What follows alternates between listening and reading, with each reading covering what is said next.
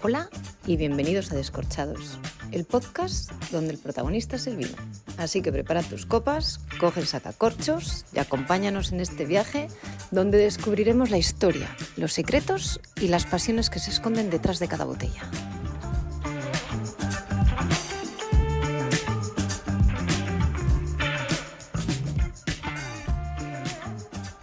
Hola, muy buenas, descorchados, descorchadas, ¿qué tal? ¿Cómo va todo? Aquí hoy episodio nuevo con Tano y nadie más. Hoy estamos aquí los dos otra vez ante el peligro, ante el peligro. Que Felipe al final se le complicó con una cata que pensó que iba a ser más tarde y no le dio tiempo.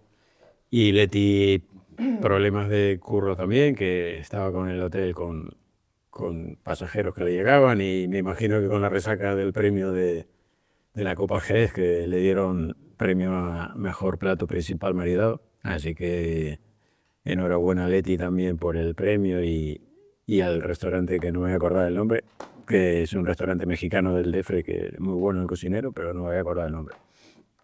O sueldo, puedes llamar el tío. Igual se llama él, sí, pero el restaurante ya lo pondremos en los comentarios.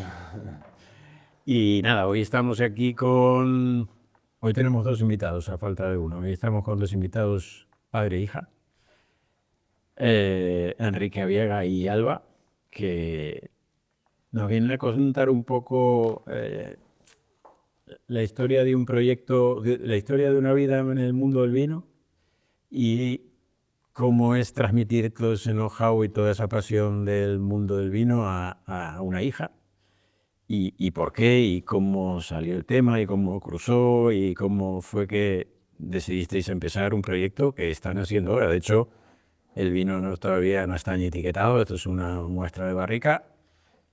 Vienen a presentar a su hijo en sociedad, y así que nada, aquí estamos para que nos contéis un poco, bueno, contarnos un poco vuestra historia particular, personal, y cómo fuimos a parar aquí a hacer un vino en la Ribera del Duero.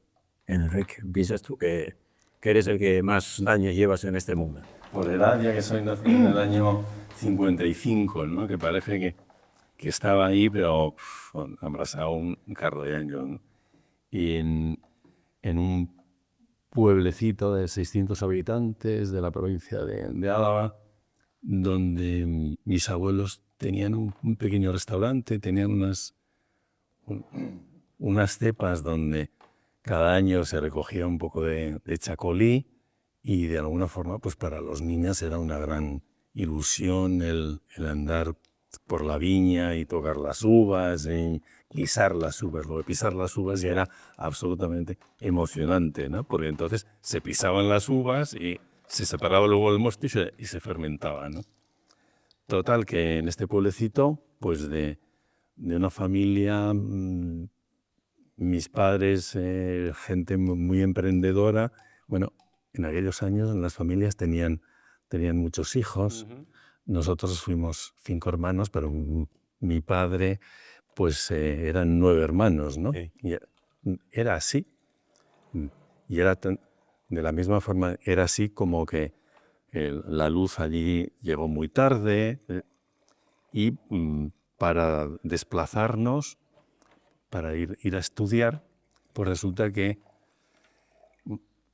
no había medios de transporte. En el pueblo había un coche, ¿no? Me queda aquello, ¿no?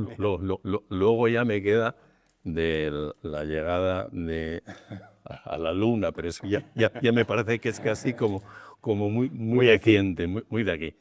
Y entonces, pues los hijos, afortunadamente, con unos padres tan emprendedores y trabajadores, pues fuimos a varios internados, porque teníamos que salir del pueblo para poder estudiar, ¿no? Luego, pues tuve la suerte de estudiar económicas en Deusto, bueno, y ahí empezó un poco mi vida laboral, ¿no? Que arrancó muy rápidamente en el vino. Y la primera bodega para la que estuve trabajando, una bodega que hacíamos, pues mosto concentrado, que exportábamos mucho en Extremadura, y a partir de ahí ya empieza el periplo en Rioja, ¿no? En Rioja, donde pues bueno, pues he tenido la suerte de trabajar en bodegas estupendas, pues arranqué con Bodegas Palacio Coprimar cuando pertenecía a la antigua Seagram's. Luego varios años en puestos de la más alta responsabilidad en el Grupo Faustino, en Marqués de Cáceres, y los últimos 22 años en LAN, ¿no? LAN, Santiago Ruiz y otras bodegas. Total, que sí, estudiar económicas, pero me dediqué al vino. Me- ¿Lo viste de pequeño? volví hacia atrás, ¿no? Sí. Y realmente, digamos que todos los trabajos son igualmente honorables, pero el vino es un plus que se te mete dentro, ¿no? Por cuanto que terminas dándote cuenta de que el mundo del vino hay que ver cómo funciona bien para todos, empezando por el agricultor. Los señores de la administración pues ya se ocupan ellos ellos ya tienen lo suyo, pero el personal de la bodega, todo el mundo comercial, que se enriquece tremendamente porque cada país es un mundo en sí mismo, no se parece en nada. Estábamos hablando hace un rato de México, no se parece en nada, ni la distribución, ni el cómo se consume en México o cómo se consume en Estados Unidos o en Canadá. Son mercados absolutamente diferentes, ¿no? Y eso pues te ayuda a enriquecerte. Y la otra parte, pues que en el fondo te hace sentir muy bien, es pues cuando terminas estando en una denominación de origen que funciona, en buenas empresas, y luego el mundo del vino hay un plus tremendo que es el de la creatividad en sentido positivo, ¿no? De decir, bueno, esto es así, estamos haciendo estos vinos, pero ¿qué hacemos para conquistar estos mercados? ¿Qué nuevos productos sacamos al mercado? Porque nosotros mismos nos damos cuenta de que hoy no comemos como comíamos antes, ni por los horarios, ni por las compañías, ni absolutamente por nada. Ha cambiado la climatología nos ha llevado a consumir los vinos de formas que no tienen nada que ver con las anteriores. Y luego, claro, el mundo es tan diverso. Yo recuerdo pues, la primera vez que fui a China, que ya me pareció alucinante, ¿no? En qué nivel estaban, ¿no? Pero en contraposición, pues vas a Australia y te das cuenta que es otro mundo totalmente distinto, de Europa. O sea, cada país, en el fondo, en cada país el vino pues ha formado parte de las mesas, es el producto de relación por excelencia, el mejor regalo, el que se recibe perfectamente bien sin que tengas que comprar a alguien con una botella de vino, ¿no? Sino que es un detalle siempre queda bien, ¿no? Y entonces dices, joder, pues hay muchas razones para enriquecerte profesional y personalmente. Haces muchos amigos al final. Por eso estamos nosotros en el mundo del vino. Por eso estamos aquí. Estamos aquí. Y un día Alba se cruza el camino ahí de lo que sabe, la experiencia de Enrique, y se cruza ahí contigo y... Claro, yo vienes ¿de dónde vienes? claro, ¿de dónde vengo? Bueno, yo soy la única riojana en la familia, sí. Aunque luego el vino del que vamos a hablar sea un vino de Ribera del Duero, lo cual ya refleja un poco... De toda la vida. Claro, mi vida refleja ya un poco que mi historia es un poco menos lineal, ¿no?, que la de mi padre. Lo que sí que es verdad es que, claro, yo nazco en La Rioja, obviamente estoy muy expuesta al mundo del vino, mi padre trabaja siempre en bodegas, con lo cual yo, pues uno de los primeros recuerdos tengo en septiembre, siempre nos traía mosto, botellas de mosto y galletas de las redonditas, saladas, nos traía siempre pues un paquete de galletas y botellas de mosto, ¿no? O sea que siempre lo hemos visto con mucho cariño. Yo nada, pues bueno, crezco en La Rioja, acabo estudiando igual que mi padre, económicas y empresariales. Yo que soy una persona muy aventurera, enseguida me voy al extranjero. De hecho, termino la carrera en Alemania Y bueno, el mundo le lleva al vino, a mí el mundo, pues empecé en consultoría y luego pasé muchos años en publicidad. De publicidad paso a automoción, a medida que voy dando cambios voy cambiando de país y nada, la última empresa para la que he trabajado ha sido Tesla, que dejé recientemente. Entonces yo a veces cuando pienso, oye, ¿cómo casamos todo esto, ¿no? O cómo veo yo mi historia desde atrás.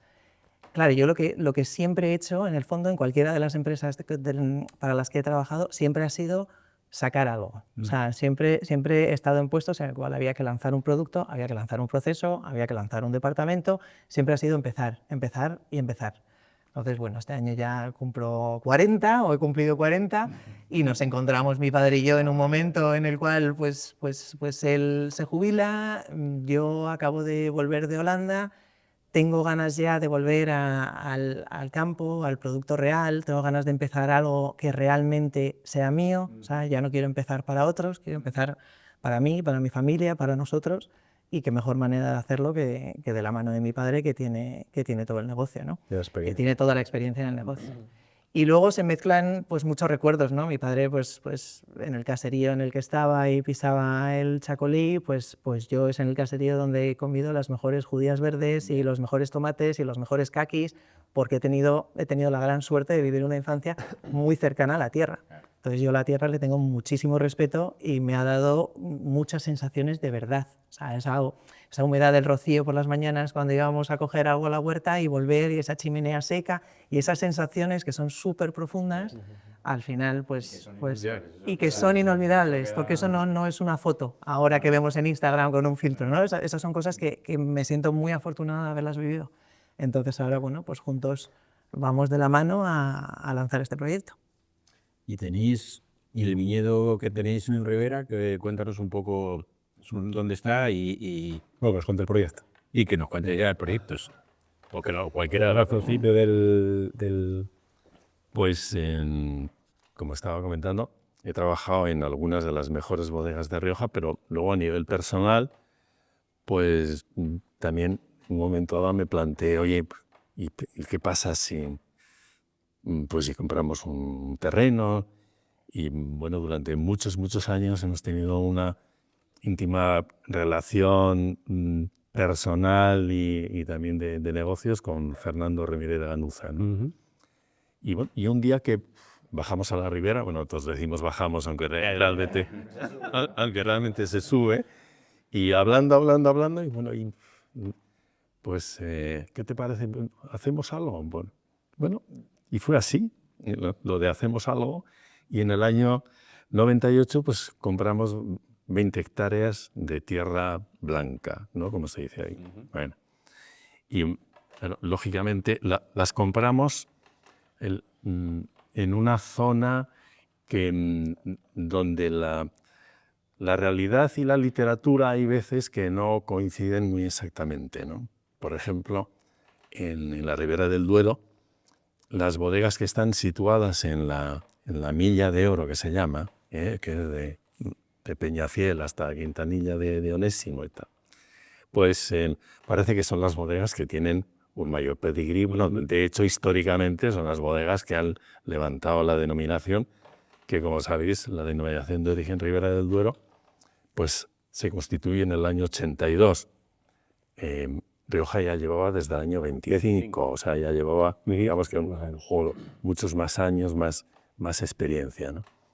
Y entonces allí ya tuvimos la conciencia de que la Milla de Oro es la Milla de Oro, pero las bodegas top compraban las uvas top en un triángulo que va de Roa, Anguís, Olmedillo de Roa, La Horra, Agumiel de Mercado, incluso llegando a La Aguilera, bueno, ahí, ¿no? Y ese era el triángulo de oro. Donde, triángulo de verdad. El triángulo de oro donde las uvas tienen... Lo primero, están más altas, están prácticamente a 100 y pico metros por encima de la media. De la Milla de Oro, ¿no? Y después, la acidez natural de estos vinos, pues era sensiblemente más alta también que en la otra zona. Con lo cual, en en la zona que os estoy indicando, pues allí iba a comprar uvas, yo diría, bueno, casi todas las El 90 y pico, por no decir el 100, ¿no? casi todas las bodegas top, ¿no?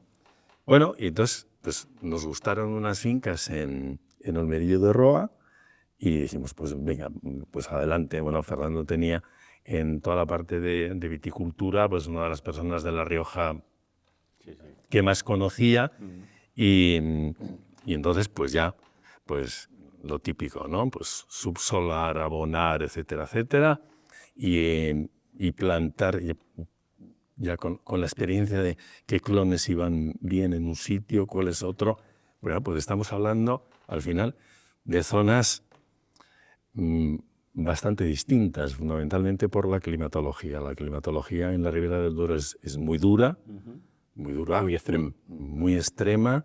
Incluso en la época de vendimia, igual por la noche tienes 10 grados y por el día hace un calor tremendo, ¿no? Sí, un continental extremo, ¿no? Rioja del continental, Atlántico, alguna zona mediterránea. Depende Atlántico, Mediterráneo, bastante más suave, ¿no? Bueno, y nos decidimos a plantar y, bueno, nos ocurrieron dos cosas. Una muy positiva y otra no tan positiva. Entonces, empezando por la no tan positiva, pues hablando un día decimos, oye, esta nueva corriente del viñedo ecológico, etcétera, etcétera, ¿por qué no nos lanzamos por aquí? Bueno, pues Claro, estamos hablando del 98. Pues venga, hacia adelante. Y una pregunta, ¿ahí vosotros plantasteis 100% tempranillo, entiendo? ¿O alguna variedad autóctona? No, ahí no. Tirasteis al 100% tempranillo. Que quiero decir que a lo mejor fue una cosa de visionarios, ya decir, bueno, igual planta alguna variedad. Bueno, el tema de las variedades allí, todavía hay una gran controversia de cuáles son las que funcionan y las que no funcionan, ¿no? Y también, como ocurrió en otras zonas, qué clones van bien mejor, qué clones van mejor y qué clones van peor. Total, que plantamos y decimos, pues venga, nos vamos a lanzar aquí a la agricultura ecológica como campeones que somos.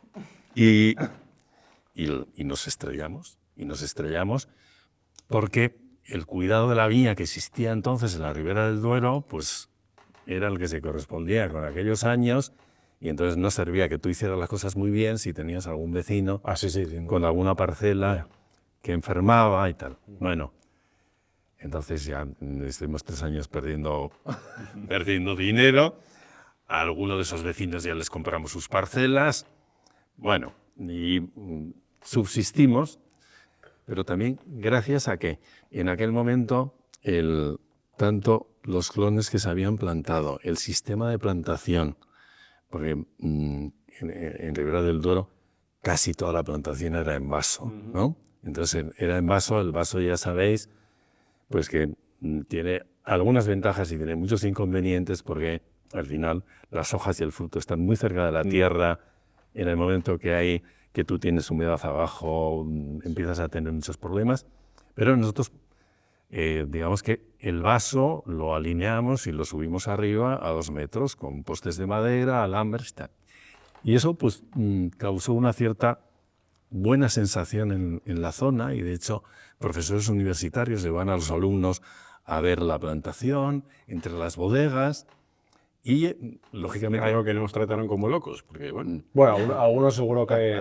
Porque, bueno, los primeros que trabajaron en biodinámico en Galicia les decían que eran vagos, que no cuidaban el viñedo, que lo tenían abandonado. Bueno, lo del biodinámico en Galicia, dependiendo de la zona, es para matrícula de honor. Sí. Pero empezamos a vender las uvas y... pues las bodegas absolutamente más top de allí vinieron a comprarnos nuestras uvas. Y aún recuerdo con un cariño tremendo, pero tremendo, cuando veo las primeras uvas que vendimos en el año, era una viña, ya al tercer año ya te da una producción un poquito regular, pero el segundo año ya tienes unas uvas. Y entonces esas uvas las vendimos a la friolera de 350 pelas, que se decía entonces. 350 pesetas. Bueno, y entonces, pues a partir de ahí, oye, nosotros vimos que en la agricultura. Claro, los viñedos emparrados, altos, implican bastante trabajo manual, pero bueno, no nos movía, nos movía simplemente intentar hacer pues una plantación que fuera rentable.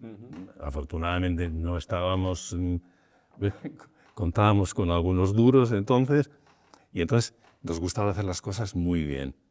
Y eso, pues entre las bodegas de La Rioja, de la Ribera del Duero, pues yo entiendo que humildemente, debo decirlo, causó una buena sensación de quién es esta nueva gente, qué hacen, qué no hacen.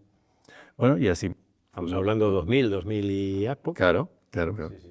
Entonces, así, pues fuimos socios durante 12 años. Perdona que te interrumpa, pero también pusisteis la distancia entre cepas para que hubiera mucha más competencia. O sea, llevasteis un poco la idea que teníais del Rioja de muchos años, la trasladasteis ahí. Dentro de la posibilidad que hubiera, si ya tenéis algo plantado en vaso y lo comprasteis, pues intentar remodelar dentro de la posibilidad a llevarlo. Sí. Y lo que siempre hemos tenido muy claro es que al final la calidad del producto final está en la uva. La uva tiene que ser pequeña.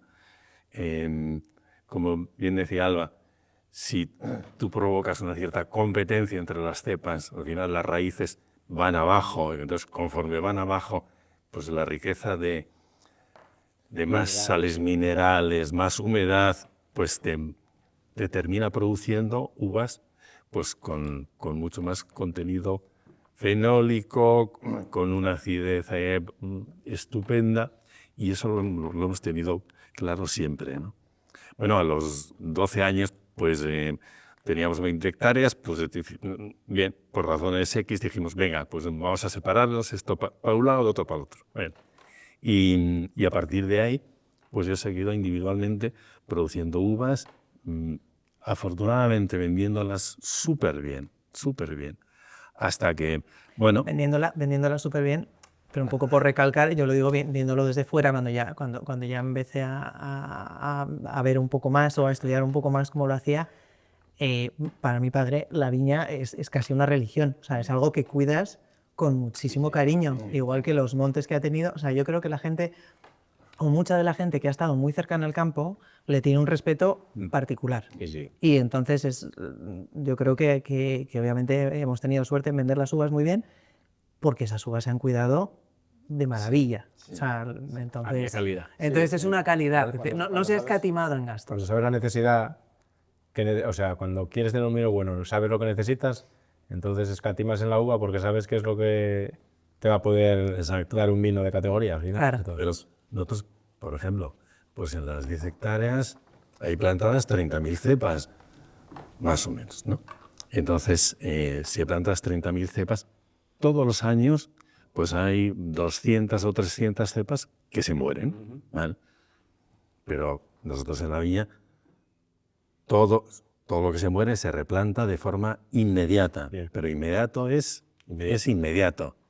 Porque por encima, yo diría que incluso por encima del negocio en sí mismo, por encima del viñedo, a mí pasear por la viña es un lujo, no sé cómo describirlo, pero es un nivel de satisfacción y de conexión. Y de conexión. Y eso que hay días que vas allí, el frío, la lluvia, pero da igual. O sea, disfrutas infinitamente más. Y ya si tienes, como decía antes, si tienes la suerte de que los números te salen un poco, pues razón de más, ¿no? Y bueno, pues ya cuando coincidimos en aquel día en la Ribera y dijimos, bueno, ¿y por qué no lo hacemos? ¿No? Ahora que tenemos pues, una calidad de producto estupenda, ¿por qué no nos lanzamos hacia adelante? ¿Eso más o menos hace cuántos años fue esa idea? Eso hace un año. No, hace un año. Yo acababa de volver de Holanda, seguía trabajando, mi padre estaba jubilado, si no jubilándose, y fuimos a verlo, a pasar un tiempo juntos, y ahí para nosotros es cuando se visualiza realmente el cruce de caminos. O sea, mi padre ha trabajado en muchas bodegas, ha tenido la suerte de trabajar en muchas bodegas y sacar muchos proyectos adelante. Yo creo que siempre se ha quedado un poco con esa ilusión de decir, oye, ¿y por qué no sacar al mío? Y yo, aunque no fuera dentro del territorio de bodegas y de vino, por otro lado también. Y yo realmente necesitaba, quería y me apetecía un montón esa conexión de vuelta a la tierra. O sea, yo quería volver a casa, pero en el sentido más literal que podía, ¿no? Entonces aquel día, pues paseando literalmente en la finca, dijimos, oye, ¿y por qué no? ¿Por qué no? Sabemos que la uva es muy buena, conocemos desde cero el proceso, porque es nuestra tierra, o sea, sabemos perfectamente lo que va. Tienes la experiencia, yo tengo la fuerza, las ganas y la capacidad de organizarlo y de sacarlo adelante. Vamos a poner toda la ilusión. De hecho, una de las frases que ponemos es la fuerza de las ilusiones compartidas, porque es verdad, es un proyecto en el cual los dos ponemos mucha ilusión y decimos, venga, pues vamos a sacarlo adelante. Tenemos la materia prima, tenemos... Hombre, y después que al final es un proyecto muy chulo, muy interesante, porque es un poco, ¿no?, la transmisión de una generación a otra y de un proyecto en conjunto al mismo tiempo, ¿no? Que tú estás ahí respaldando la parte técnica y de campo, digamos, y ella que empieza ahí, arranca, que estará ahora, que bueno, Alba siempre me dice, joder, es que todavía me queda, ya, pero es que recién está arrancando en este mundo y lógicamente que todavía te faltará, pero bueno, al final la idea, hay que empezar, hay que arrancar, salir al ruedo y sacar el hijo al mercado y cuando esté y cuando lo consideréis. Y contamos, lógicamente, con el apoyo de toda la familia, ¿no? Porque, bueno, cada cual nos hemos dedicado a actividades distintas, ¿no? Mi mujer, pues, montó, por ejemplo, una joyería muy exitosa durante muchísimos años en Logroño, que luego ya con la edad ha ido dejando. Nuestro hijo... Y que es un carácter, perdona, antes de pasar a mi hermano, y que es un carácter muy importante en esta historia y que posiblemente no esté nunca o mucho en el frente, ¿no? Pero, o sea, que creo que hay que darle su lugar. Posiblemente seguramente esta historia no hubiera empezado sin el empuje de mi madre. Bueno, O sea, suele ser que siempre están ahí entre bastidores. Mi entre madre bastidores, pero no... es como que vio el puzzle y dijo, bueno, tú has sido tu ilusión, tú quieres hacer algo juntos, venga, ir adelante y sobre todo decir, y no tengáis miedo, que puede salir mal, pero puede salir bien y es una ilusión y os apoyamos. Entonces su papel yo creo que es importante mencionarlo porque si ella no nos hubiera empujado tanto, Ya, no sé, hubiera habido más dudas, exacto. Que a lo mejor saldría, pero sí. Más... Sí, bueno, mamá es asturiana, de Pola de Lena, entonces lo nuestro es un mix... Esto es un cúmulo de casualidades, de circunstancias. Viene de una sociedad más matriarcal ahí en Pola de Lena y todo eso. Y de una sociedad fuerte, de fuerza. No sé si conocéis a mucha gente de la cuenca, pero fuerte. Mucha garra, mucho empuje. Sí, de tirar para adelante. Tirar para adelante y puede salir mal, sí. Pero bueno. Al final, si podemos minimizar los riesgos, pues tampoco Exacto. pasa nada. Y estabas hablando del hijo. Y nuestro hijo, Enrique, pues es ingeniero y se dedica a una actividad absolutamente distinta, se dedica al mundo del arbitraje, de los pleitos multimillonarios que hay. Del arbitraje a mí se me va el fuego a la cabeza. Ya también dije, de ingeniero acabó en el fútbol. No. Qué bueno, que ni tan mal, ¿eh? Si es buen árbitro. No, los suyos son... participa muy seriamente en los... como perito. En reparticiones, no sé, con todos esos temas. En los pleitos, pues de que un gobierno le encarga una autopista a una constructora y a partir de ahí, pues yo qué sé... Salen los tiempos, no sale lo que subió. Donde tenía que salir suelo firme, sale arena, bueno... Todos esos líos. Todos esos líos, ¿no? Así que, bueno, cada uno con su actividad, pero, bueno, este paso que hemos dado, pues... es la fuerza de la ilusión la que nos lleva... Y todo llegó un poco a toda la familia, ¿no? Hizo un poco ahí de... Sí, porque punto de conexión, ¿o qué? Y estamos todos encantados. Todos encantados. Sí, y es verdad que al final siempre hemos pasado mucho tiempo juntos, ¿eh? O sea, siempre pasamos mucho tiempo juntos. Pero es verdad que entre nosotros dos, por lo menos, yo creo que he descubierto que tenemos incluso más en común de lo que podíamos pensar. O sea, somos dos personalidades que realmente estamos bastante alineadas en todo. En todo, realmente. Pero incluso en la manera de afrontar, en la manera de responder, en la manera de tomar decisiones, somos muy parecidos. Entonces, bueno, es muy bonito. Al final, yo llevo 18 años trabajando. Cuando llevas 18 años trabajando, has tenido una variedad de jefes. Algunos mejores, otros peores, otros jefes, compañeros, equipos, has tenido muchas cosas, ¿no?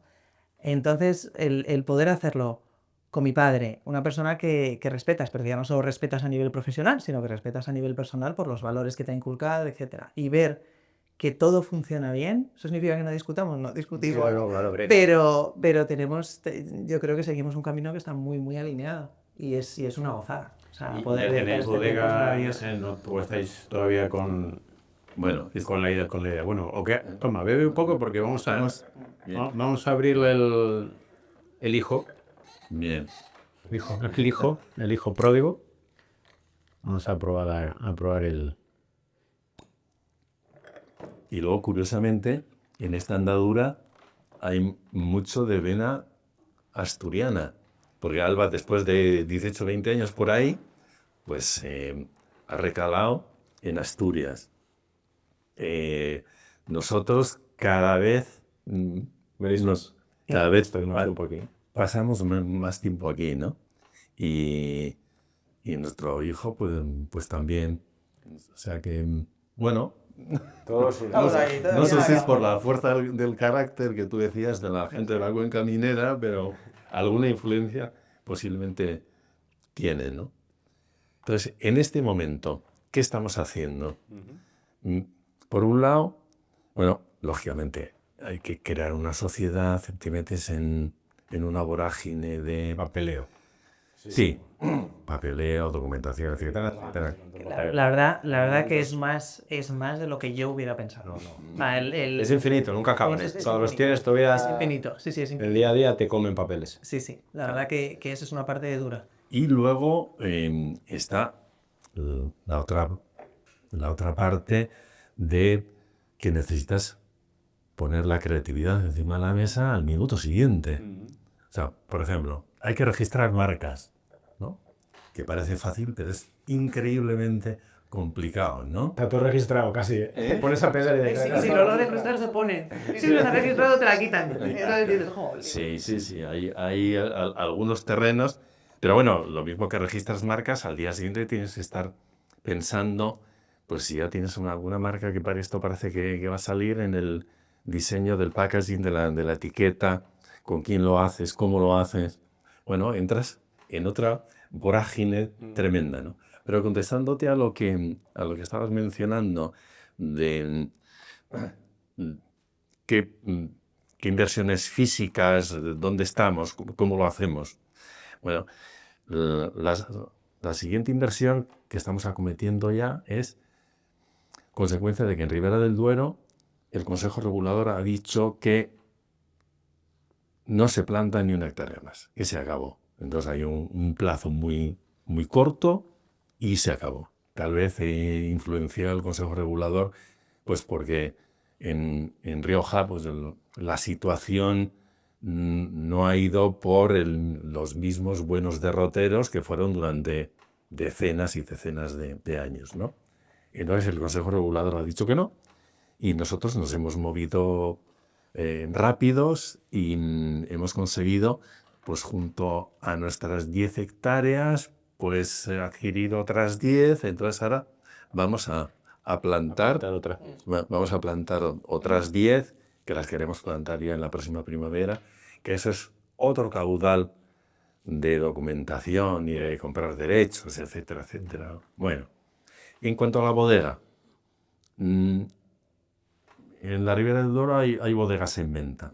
Pero bueno, lo nuestro es un proyecto que queremos empezar de cero y no con un lastre de ladrillos o gastos generales, porque al final, bueno, las cuentas tiene que haber un día que empiecen a salir, pero si tú te metes en un montón de inmovilizados. en un inmovilizado no productivo y en unos gastos generales altos, pues bueno, hay que tener en cuenta que ese periodo normal de maduración de un negocio desde que empieza hasta que hasta que arrancan las ventas y tal, se te puede alargar una barbaridad. Con lo cual, de momento, incluso si tenemos, afortunadamente, si tenemos posibilidades y hay bodegas en venta, y bueno, digamos que el terreno de juego lo tenemos bastante controlado. De momento, a lo que nos estamos dedicando exclusivamente es hacer un vino que sea estupendo. Y entonces estamos en una instalación alquilada. En este momento hay, en Ribera del Duero, hay varias bodegas que se dedican a trabajar para terceros. Entonces, trabajar para terceros con, Eso es normal, empezamos. con instalaciones impecables y donde no nos tenemos que preocupar ni por la administración, no nos tenemos que preocupar por esos trabajos que ya vendrán, ya los asumiremos en el momento que ya tengamos un volumen de negocio que empieza a ser normal. Ese paso ya lo Sí, sí, liquidar impuestos de alcohol y todas esas historias. Todas esas historias, ¿no? Entonces, pues preferimos hacerlo así y estar volcados sobre todo en... Qué color más chulo. Estar volcados sobre todo en la viña y en hacer un vino cojonudo, ¿no? Y una pregunta. Sí. Esta primera añada que vamos a probar, 24, aquí ¿cómo fue? El de cara a la recolección de la uva, ¿recolectasteis todo lo que tenéis a 10 hectáreas y lo metisteis al primer vino o no? ¿Hicisteis una parte, un porcentaje que vosotros creíais más tal y lo demás diciendo que todo no lo haríais, no? ¿O sí? Simplemente cumplimos con un compromiso verbal que teníamos y ya de un cliente que nos venía consumiendo siempre y bueno, no nos dejéis ahora esto, lo otro, lo demás allá, por encima de todo hay que ser gente de palabra, ¿no? Y entonces Sí, que va diciendo, bueno, de aquí a 5 años o de aquí ya a esto lo vamos a tener que ir reduciendo y todo el resto de las uvas las hemos elaborado nosotros. Hay que tener en cuenta que nosotros la producción que tenemos por cepa, porque todo tiene un porqué, es relativamente pequeña. Es decir, la media que tenemos en el viñedo desde los inicios es de 4.500 kilos por hectárea y año, que dividido entre unas 3.000 cepas por hectárea te viene a dar 1,5 kilos. 1,5 kilos entre 5 o 6 racimos, cada racimo de 250, por ahí. Eso es lo absolutamente ideal. E incluso más. Digamos que nuestro funcionamiento no está en los kilos. Nuestro funcionamiento está en que tenemos que salir de una calidad estupenda, mantenerla en el tiempo. Y, por ejemplo, sabéis perfectamente que en las viñas, todas las cepas que están en las cabeceras, como tienen mucho más espacio, claro, entonces esas cepas producen más. Pues esas uvas, a esas cepas hay que dejarlas con pocas uvas. O sea, que lo tenemos Con la experiencia de... Bueno, y aparte que lleváis ya 20 años con la viña. Entonces, Claro, realmente pasamos de viticultores 30. a bodega, claro. Entonces estamos en una bodega alquilada y estamos felices de la vida, bueno, donde hay otras 2 bodegas riojanas que también y otros de allí, y estamos súper contentos. Entonces preferimos destinar pues nuestros dineros a comprar buenas barricas top, es decir, lo que vayamos haciendo hay que hacerlo súper bien, ¿no? Y luego tenemos nuestra propia enóloga. O sea, la enóloga obviamente la elegimos y es parte de nuestro equipo. Ahí, por ejemplo, hablando un poco de elaboración. Sí. ¿Elaboráis con raspón, sin raspón? ¿Elaboráis en inoxidable y luego metéis a madera? ¿O elaboráis en fudre? Más o menos así un poco como lo hicisteis esta añada. Elaboramos sin raspón y en depósitos de inoxidable pequeños. Que todo va controladito. A ver, la elaboración con raspón, pues ahí yo creo que los auténticos maestros son los que hacen grandes vinos jóvenes en la Rioja Alavesa, ¿no? Eso lo hace muy bien. Pero nosotros no nos hemos lanzado. No. Y la utilización de fudres que está muy de moda, ¿no? O depósitos de hormigón. Y, bueno, siempre hay un fenómeno moda para las nuevas invenciones, tecnologías, etcétera, etcétera. Honestamente, preferimos tener barricas top de 225 litros, que sabemos con lo que estamos jugando, porque el tema de los fudres tiene su pro y sus muchas contras, ¿no? No son fáciles de limpiar, hay que tenerlos siempre perfectamente llenos.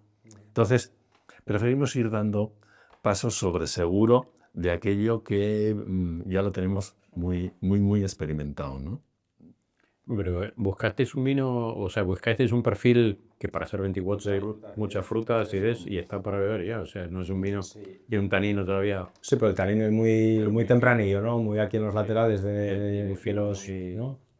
Muy suave. Y no hay una presencia de madera que moleste tampoco. La nariz, hay ese toque un poco vainilla y tal, sí, muy segurito y aumenta la fruta. Sí. Este es nuestro primer vino, este es el vino base, ¿no? El vino base, pues que entendemos que va a estar en barrica 1 mes y medio o 2 meses más y ¡pum! Pues hoy contáis que tenga 4 o 5 meses de barrica y sale el vino, o ¿cuántos tiene? No, 24, ¿no? 24. 9 meses. Bueno, ya sí, pero desde enero más o menos hasta 9 meses, sí. Antes de enero. ya enero. Antes de enero, porque si aceleras un poco el proceso, digamos que hay un día que el vino fundamentalmente tiene que estar lo más limpio posible, cuanto antes. Después hizo la mala láctica, ya la hizo en la barrica. Sí. La mala La láctica. alcohólica 7, 8, 10 días, lo que quieras macerar y en un mes lo puedes meter a barrica. En un mes, la la masa maloláctica es la conversión del ácido málico en ácido láctico, que en los vinos hay que hacerla para que el ácido málico es un ácido mucho más potente, mucho más agresivo y es un proceso que se genera en los vinos para pasar del málico al láctico, que suaviza los vinos, los hace más láctico, más agradables para beberlos. Sí, y eso unido pues al trabajo en los finales de fermentación con las lías, etcétera, pues te da vinos, sobre todo, que sean un poco como aterciopelados, ¿no? Vinos que sean... Tiene un color muy bonito y mucha fruta, la verdad que me gusta mucho. Y luego, las miras que tenéis de hacer más vinos, ¿ya tenéis pensado? Todavía no. ¿Vais a ver cómo sale este primero y luego...? Bueno, os tenéis pensado. No, sí. a lo mejor no lo queréis decir, tampoco... No, yo creo que sí. No hay secreto. Nosotros, pues de la producción total que pensamos en tener, hubo un porcentaje que dijimos, bueno, pues vamos a apostar por este primer vino, que va a ser Alba desde cero, 9 meses en barrica, tiene un packaging que, bueno, luego os lo enseñamos, pero yo creo que es bastante diferenciador. Y luego vamos a dejar un porcentaje más para hacer una crianza mayor en madera, posiblemente dejemos otros 12 meses en total. Y luego un tercer vino que sea más un vino de autor, ya no regido por Depende del año. dependiendo de la huella, cómo evolucionen las diferentes barricas que tenemos, etc. Entonces, nuestra idea inicial es salir con 3. Empezamos con Alba desde cero y luego ya progresivamente iremos sacando los grupos. Bueno, y sí, también el proyecto está en pañales, básicamente. Claro. Están pañales, pero el tiempo vuela. El tiempo vuela porque nuestra intención es que las primeras botellas Claro, tienen que estar en septiembre. En septiembre salimos con las primeras botellas a mercado. Y en septiembre ya vamos a tener la siguiente cosecha. Y en primavera ya tenemos la nueva plantación. O sea, estamos metidos en una vorágine, la verdad, sí. Sobre todo porque antes de haber vendido la primera botella ya estás decidiendo los litros que vas a poner a la siguiente añada. Entonces ahí, bueno, es un poco Y Alba, un poco, ¿cuál es un poco tu rol ¿te vas a enfocar más en la parte del donde vienes, la parte marketing, publicidad, comunicación? Vale, yo más que marketing, yo más que marketing y publicidad, yo diría que siempre he hecho como la labor de una dirección general. O sea, yo nunca he estado muy cerca del marketing y la publicidad, aunque ahora como le digo a mi padre, ¿no? Ahora haces todo. Te toca, ahora todo. O sea, hubo un momento, lo voy a contar como anécdota, pero había un momento que digo, Ahora eres autónoma. mira. claro. Desde poner etiquetas hasta ahora te va a Entonces, tocar. ahora lo he descubierto, ¿no? Porque siempre he sido una persona, oye, que está muy cercana a todos los procesos. Soy bastante perfeccionista, me gusta entenderlo todo. O sea, el hecho que haya tenido equipos no significa que yo me haya desligado de ciertas cosas, ¿no? Pero también es verdad que llegó un momento que digo, bueno, tengo todo, pues estamos haciendo las etiquetas, estamos haciendo las cápsulas, los corchos, las barricas, la enóloga, etc. Y hay estas facturas, y por un minisegundo pensé, joder, ¿quién paga las facturas? Y en ese mismo minisegundo, claro, dije, ¿quién las va a pagar? O sea, claro, entonces, ¿cuál es mi rol? A día de hoy, pues intentar hacerlo un poco de todos los departamentos, intentar gestionarlo. A partir de dentro de 2 semanas, empezar con una comercialización. Que al final si dices, ¿cuál es el departamento de marketing? Pues soy yo. El de comercialización, o soy yo. Y el de administración, soy yo. Entonces, Bueno, pero es una buena manera de, es una buena de manera empezar, de- controlar y luego ya cuando haya que Claro, derivar ya sabes lo que... Exactamente. de la manera un poco de... Exacto. Entonces mi rol está ahora mismo en eso, junto con aprender mucho de mi padre, aprender mucho con mi enóloga, aprender mucho pues con los diferentes cursos y libros que me estoy leyendo para asegurarme que la parte más técnica la entiendo o la puedo defender 100%. Ese diría que es mi rol, ¿no? Sí, y luego, bueno, acabamos de empezar, pero Alba empieza casi a no tener tiempo para todo lo que, para todo lo que hay, ¿no? Porque, pues, ella está muy emocionada con, venga, pues, ver el viñedo, ver las labores que se hacen, el porqué de esto. Siempre es el porqué, el porqué, el porqué. Es muy perfeccionista. No sé si esto de trabajar para alemanes y holandeses y tal, le ha vuelto... Particular, ahora sigo a No, es verdad, lo sé, y genera ese punto de frustración. Yo creo que la gente que es muy perfeccionista también tiene su punto de frustración de que Ya, nunca que llegas a saber la todo, perfección que tú quieres tener, ¿no? O sea, pero sí, para mí los porqués son importantísimos. El por qué se filtra y por qué no, y por qué se clarifica y por qué no, y por qué, o sea... Bueno, es una manera de aprender al final. Claro. Porque errártelo es una manera de ir perfeccionando y aprendiendo. Al final es la técnica. Pero bueno, al final el proyecto está en marcha, ya está. La carne está en el asador. Y ahora hay que salir al ruedo y torear. Queda otra. Así que. Y después, bueno, ahora viene la parte difícil, que es la comercialización, que ahí es donde más hay que. Bueno, digamos Hay que torear ahí. ya lo habías dicho. Es la parte que nos queda porque es la última, ¿no? Pero algo que pudiera antojarse como más sencillo, la elección de las barricas. ¿Y por qué estas barricas sí y por qué no? O que tostado, ¿Qué tostado? ¿Y cuál nos gusta? ¿Y por qué nos gusta? Y todas las capas a ciegas de forma absolutamente rigurosa, ¿no? Y dices, pues esto es emocionante. La parte menos emocionante es el precio que tienen las barricas. Que eso no es nada, ¿verdad? Pero también, y es cierto que ahí al principio vas a ciegas, pero aunque vienes con la experiencia de Rioja no se va a comportar igual el vino de allí que el vino de aquí. Entonces ahí al principio sí que vas más a ciegas. A lo mejor la viña sí que puedes, pero cuando te metes en los vinos, este vino se va a comportar bien aquí o no. Entonces es todo más prueba-error, ¿no? Al principio. Pero bueno, al final experiencia también, eso... Y Enrique, tú desde tu experiencia de estar 25 años ahí al frente o más, de toda la vida en el mundo del vino, 25 años en Lano, el resto estuviste por ahí en más. Ahora mismo, ¿cómo ves el mundo del vino? ¿Hacia dónde ves que...? Porque como contabas antes, ¿no? Que ya no comemos como antes, ya no se bebe como antes, el clima no es como antes, hay un cambio de paradigma general. ¿Y para dónde ves o para dónde crees que va todo esto? ¿Hacia dónde vamos? Me gustaría que fuéramos, a un apoyo institucional, sí, que lo llevamos demandando años y años y años, de un producto que en este caso es muy español, muy nacional, que ha funcionado prácticamente durante siglos y nos ha dado a todos un know-how y unos ingresos para todo el mundo para los agricultores los primeros que han visto que sus tierras se revalorizaban, para las bodegas con sus marcas, para el personal de las bodegas, la tecnificación. Eso es, de alguna forma, lo que he hecho en falta. O sea, he hecho en falta esa fuerza que debiera de emanar pues, de los poderes públicos para decir, señores, es que el vino es un producto español, es un producto estupendo, como todo en la vida, en cantidades saludables, pero eso es como todo en la vida, ¿no? En los chuletones también, pues, Tienes una ligación, es que era así. Claro.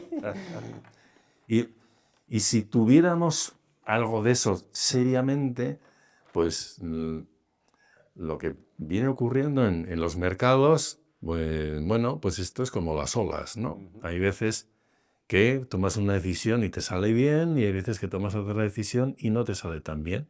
Y cuando hay mucha gente implicada, pues con situaciones distintas, con inversiones, que uno entra en este negocio porque pensaba que era buenísimo, pero ocurre que se ha equivocado porque el terreno donde ha plantado no es el bueno.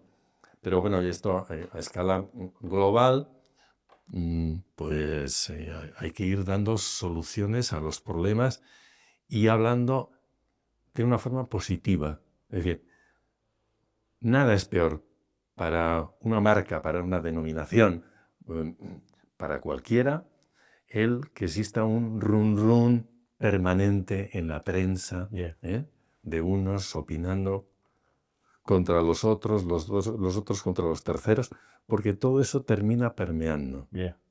Entonces, ese es el hándicap más gordo que tenemos. ¿Cuál es la parte positiva?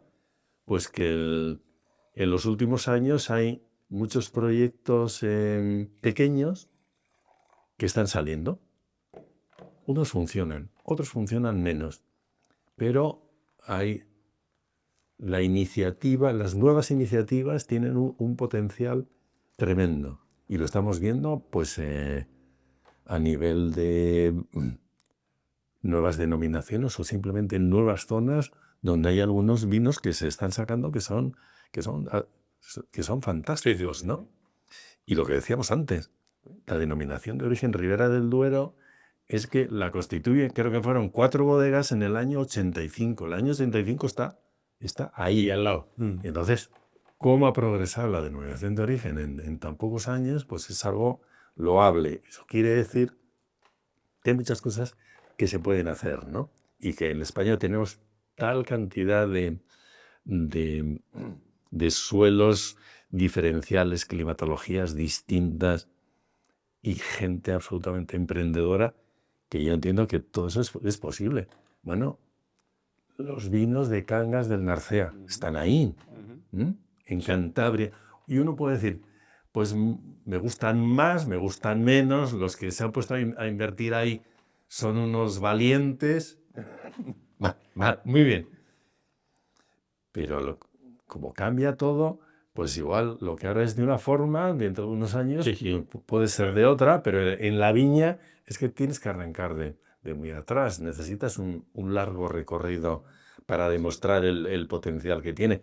Y luego las modas cambian las modas de todo. Siempre lo hablamos, que hace 15 años atrás bebíamos vinos con muchísima extracción, con muchísima madera, y claro, porque era lo que estaba de moda, porque era lo que quería Robert Parker de aquella. Y bueno, y lo que quería Robert Parker, y lo que quería Asturias era el gran mercado de Rioja. ¿Ah, sí? Sí, Asturias era un mercado. Paraíso. Era casi un paraíso, entre otras razones, porque, bueno, durante muchos años en Asturias el poder adquisitivo era alto. Ya, claro. Era alto. Y entonces, entre la minería, la siderurgia y todo lo que iba alrededor, pues eso, y una gastronomía tal vez en aquellos tiempos más contundente, ahora más refinada, ya de alto nivel, mucho más sibarita, pues bueno, va habiendo nuevas oportunidades para todo el mundo. Y nuevas oportunidades también significa pues, que a uno se le ocurre hacer el vino de una forma y a otro se le ocurre hacer el vino de otra. Y hay 8 que no aciertan y hay 3 que han dado con la piedra filosofal, con la tecla, ¿no? Pues muy bien. Alba, ¿y por qué escogiste Asturias? Porque tenías un... ¿Por qué escogí Asturias? Tenía mucho, ¿eh? Tenía País Vasco, tenía Rioja, tenía... Es verdad, es Ribera de verdad. Duero, tenía muchos sitios Estuve en muy Madrid, coger, ¿eh? estuve en Madrid, es verdad que Holanda, tenía mucho, Alemania, estuve en Estados Inglaterra. Inglaterra, que también estuviste ahí. ¿Por qué elegí Asturias? Porque al final, cuando vienes de una familia, que un poco cada uno es de un sitio, pues Asturias son matriarcados, con lo cual mi madre era de aquí. Pero bueno, yo lo que tenía siempre muy claro es que soy del norte, eso lo he sentido siempre mucho. Eso está claro. Y Asturias es verdad que fue pues es que volvió a ser un poco un cruce de caminos. Estábamos en Madrid, yo tengo 3 hijos, bueno, tenemos 3 hijos pequeños, de aquella eran más pequeños aún, vino el COVID, nos pilló en un piso, de repente vimos la posibilidad de ir a Asturias, a una casa que se habían comprado mis padres, estábamos en verano, trabajábamos para multinacionales, ¿por qué no? Dejamos Madrid, vinimos aquí, luego entre medio fuimos a Holanda y a la hora de volver dijimos, vale, ya mi marido ha estado 18 años en Inglaterra y yo he estado 18 años fuera. Digo, vale, ¿dónde? O sea, si podemos, con los trabajos que teníamos, si podemos más o menos elegir cerca de un aeropuerto donde vivir, ¿cuál es la base donde queremos estar? Y eso que no estamos muy Y fue Asturias. Y fue Asturias. Entonces dijimos, tiene que ser Asturias. Es una tierra que nos ha acogido siempre muy bien, a la que yo pertenezco, él siente que se pertenece también. Y era una tierra pues de gastronomía, de disfrute, pues eso, de familia, de amigos, de convivencia, de naturaleza. Entonces ese verde que tiene Asturias, pues Va a ser el futuro veredor esto ahora. era difícilmente que encontrarlo ahora Pues este verano, los veranos que pasamos, ¿eh? Va a ser... En cualquier otro verano. Sí, los veranos aquellos eran duros los veranos. Bueno, yo recuerdo veranos con plumas, pero no recuerdo uno, recuerdo varios. Con 10 años, con 12 años, o sea, yo estaba en Pola de Elena con un plumas y pasando frío. La Elena más fuerte. Y pasando frío, y la gente se iba a Valencia de Don Juan, cruzaba A buscar sol, secar, a buscar el sol. a secar, porque es verdad que aquí... Entonces, bueno, por eso Asturias. Y respecto al futuro, ya, o sea, mi padre habla de la parte de mercado y yo hablo de la parte de mí, de mis amigos, de mi familia, de lo que vemos. Yo quiero pensar que se va a volver, yo creo que ya empieza a haber una necesidad de lo real, de lo de siempre. Entonces, para mí, nuestro vino, el vino que hacemos, es una apuesta, tiene que ser una apuesta segura, que te vaya a gustar, que te vaya a acompañar. Creo que en el mundo del vino, quizás, porque no soy una enóloga o no soy una sommelier, hay un poco de confusión o la gente se encuentra un poco perdida, parece que tienes que saber mucho para poder disfrutar, Sí, es un gran problema que hay. es un Pues problema que hay. uno de los grandes problemas de por qué la gente bebe poco vino. Claro, Porque hay una barrera de entrada. Hay una barrera de entrada. Pero lo hablamos, ¿no? Cuando en varios episodios y entre nosotros, ¿no? Que hay un problema de una barrera porque la gente piensa que para beber vino hay que ser especialista. Y al final, muchas veces la gente paga por un gin tonic mucho más que por una botella de vino. Mucho más. Y yo siempre digo que el gin tonic es 1/3 de ginebra y el resto es un refresco. Totalmente. ¿Sabes? Y que al final pagas más por uno o 2 gin tonic que por una botella de vino, que hay muchísimo curro detrás y que no hay que saber es que no estás comprando un piso. Mira, No hay que me arriesgar. encanta que lo digas, porque yo, en mi vida previa a tener una bodega, yo le he preguntado muchas veces a mi padre esa pregunta. Digo, ¿cómo sé que es un buen vino? Y su respuesta, con toda la experiencia del mundo, siempre ha sido el mismo. Si te gusta, es un buen vino. Lo está. Y es que la respuesta ha sido así. Entonces, nosotros intentamos hacer un vino que guste y sobre todo intentamos hacer un vino Sincero. sincero, porque parte del máximo cariño que le ponemos a la tierra. Claro, pero- Entonces, y entendemos que partiendo de esa base tiene que gustar a los que son muy eruditos y a los que solo son un poco menos, ¿no? Pero un vino que guste. Claro. Que es el consejo que siempre me has dado. Si te gusta, es un buen vino. Y es total, es como es. Y además es que yo creo que luego el consumo de los vinos, que lo hablamos alguna vez, va a menos, y se está viendo que va a menos.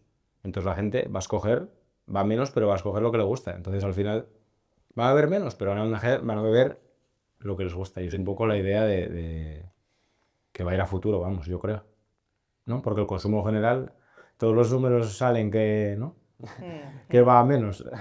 Bueno, los números salen que va a menos, pero también los números hay que verlos con una perspectiva en el tiempo, ¿no? Entonces, bueno, pues el año pasado se ha vendido un poco menos, vale, se ha vendido un poco menos, pero eso no te marca la tendencia para que todo va a ir así, sino, honestamente, yo también creo que ahora mismo estamos todos soliviantados con los aranceles de un país, que si los aranceles de otro, se perdió el mercado ruso.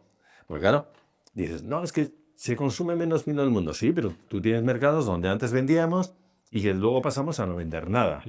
Por ejemplo, Rusia, ¿no? Y ahora con los aranceles, que ya los sufrimos hace unos años también, ¿no? Entonces, pero bueno, en las bodegas tuvimos la suerte de manejarnos con mucha rapidez y embarcar antes, y en el momento que el barco ya estaba dentro de las aguas jurisdiccionales de Estados Unidos, ya estaba dentro, ya no contaba.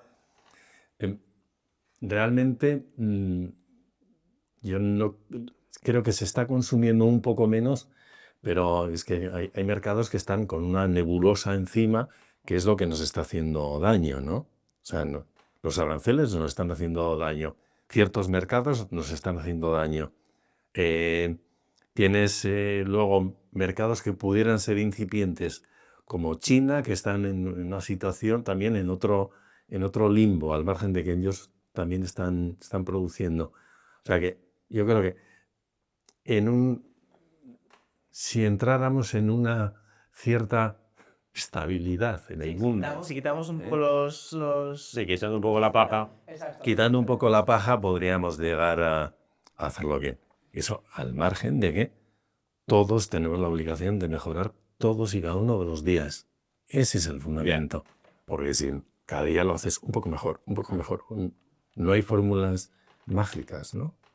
Y luego yo, también, y esto sí que es una experiencia personal 100%, para mí la bodega significa parar, que no es parar respecto a la cantidad de trabajo que pongo, la cantidad de pasión que pongo, eso está igual, no es que esté más, está multiplicado por 2, es parar un poco de aeropuertos, de taxis, de ciudades, de eventos, el ritmo de vida, ¿no? Y yo creo que ese ritmo de vida, yo quiero pensar que la gente poco a poco nos estamos dando cuenta que necesitamos estos momentos, que es que realmente es una necesidad humana. Sí. O sea, que las judías verdes que os decía de mi abuela, es que a mí me puedes llevar al mejor restaurante del mundo, que posiblemente siga prefiriendo esas judías verdes. Y yo sí que veo poco a poco, pues lo mismo que veo muchas amigas y muchos tal, pues que no quieren cocinar, también veo muchos que empiezan a querer hacerlo.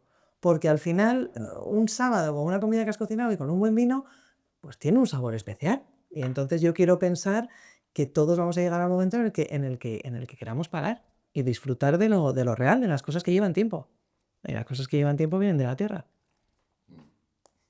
La pregunta final del vino, ¿o qué? Venga, sí.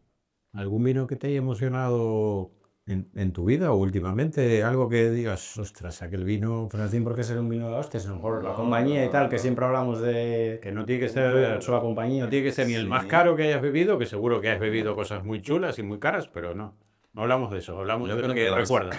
Los 2 últimos vinos que hemos probado y que nos han parecido espectaculares, Fíjate todos en la cabeza.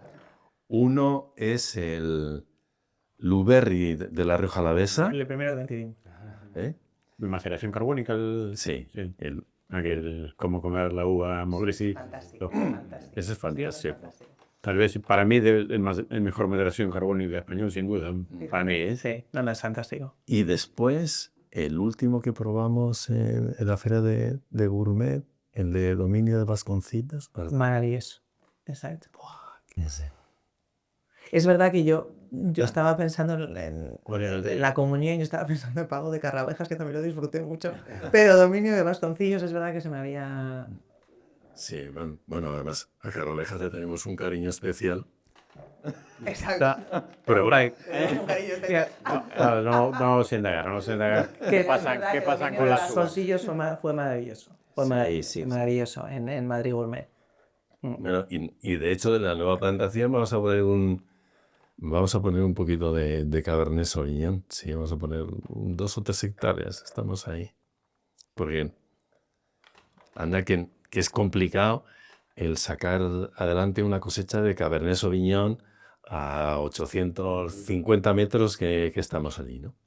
Pero El empaque que da. el empaque que el da... porcentaje. Sí. Deja recuerdo. Para nosotros ese vino deja recuerdo. Esos son los... Es maravilloso, sí es verdad. Los dos. Aquí todavía conocemos cada uno de una DO, con lo cual vamos bien. Bueno, nada, o sea, placer teneros aquí, de verdad. Igualmente. Gracias por traer vuestro primer hijo. Y enhorabuena por el vino, la verdad que vamos a brindar, Gracias. que nos ha humberado y daros las gracias y avisaros cuando tengáis el segundo hijo en el mercado. Con nuestro agradecimiento por cómo nos habéis recibido y lo bien que hemos estado. Ha sido un placer, de verdad. Si habéis el vino de por medio, decirte si pasarlo mal, la verdad. Salud. Salud. Bueno, descorchados, nada. Aquí acabamos por ahí. Seguirnos en redes. Acordaros de cualquier duda que tengáis, cualquier pregunta, podéis hacernos a través de cualquier plataforma de donde está el podcast. Y bueno, nada, que a seguir escuchándonos. Gracias. Salud. Gracias.